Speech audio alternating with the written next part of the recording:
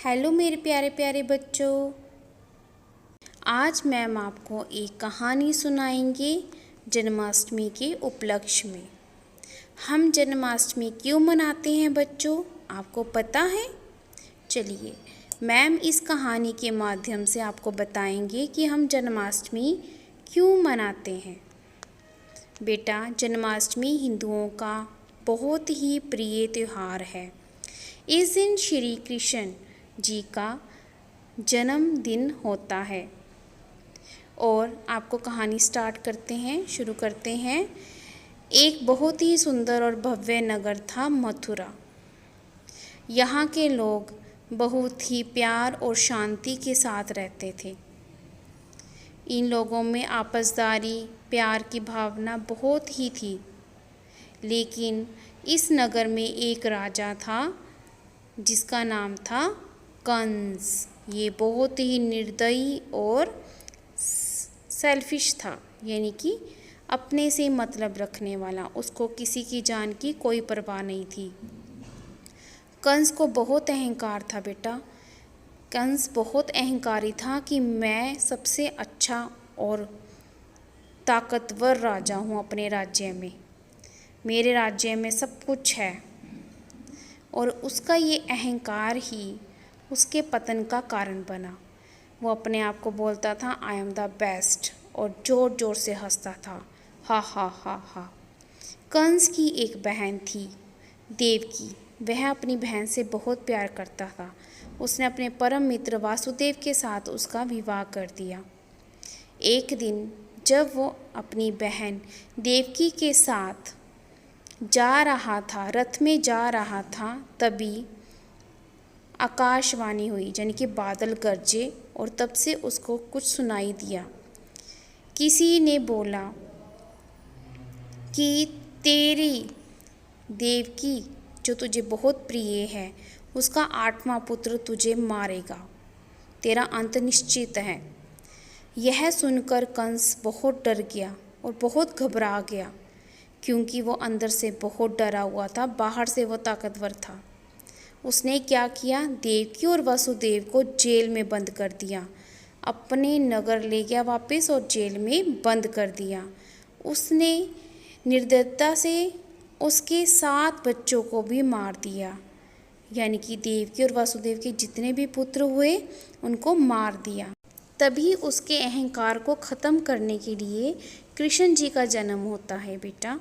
कृष्ण जी का जन्म इसलिए होता है क्योंकि वो प्यार के प्रतीक होते हैं। कोई भी बुराई है बेटा, उसको प्यार ही जीत सकता है, उसको प्यार ही ख़त्म कर सकता है। और कृष्ण जी के जन्म रात को होता है, यानी कि मिडनाइट रात को होता है। तो देवकी और वासुदेव दोनों को डर होता है कि इसको भी कहीं कंस ख़त्म ना कर दे। तो उनके पिताजी वासुदेव जी बास्केट में डालकर उनको रात में ही वृंदावन ले जाते हैं। वृंदावन रातों रात कंस के हाथों से बचाने के लिए अपने पुत्र को वसुदेव माँ यशोदा के पास छोड़ देते हैं, ताकि उनको पता था कि कंस वृंदावन नहीं पहुंच सकता। इसलिए वो रातों रात कृष्ण जी को माँ यशोदा के पास छोड़ जाते हैं और उनका लालन पालन माँ यशोदा ही करती हैं।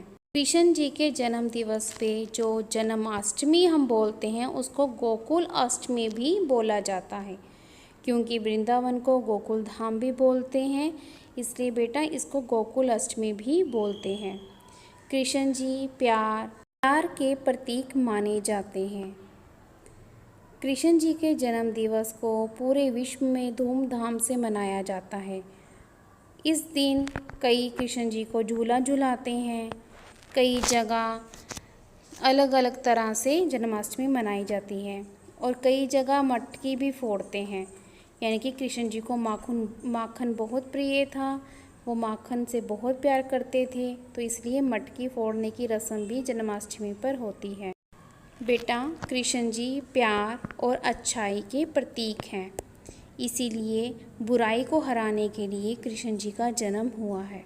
बच्चों, जैसे आपके मम्मी पापा आपका बर्थडे सेलिब्रेट करते हैं ना, कितनी हंसी खुशी के साथ आपका बर्थडे मनाते हैं, वैसे ही पूरे विश्व में जन्माष्टमी बहुत ही धूमधाम से मनाई जाती है।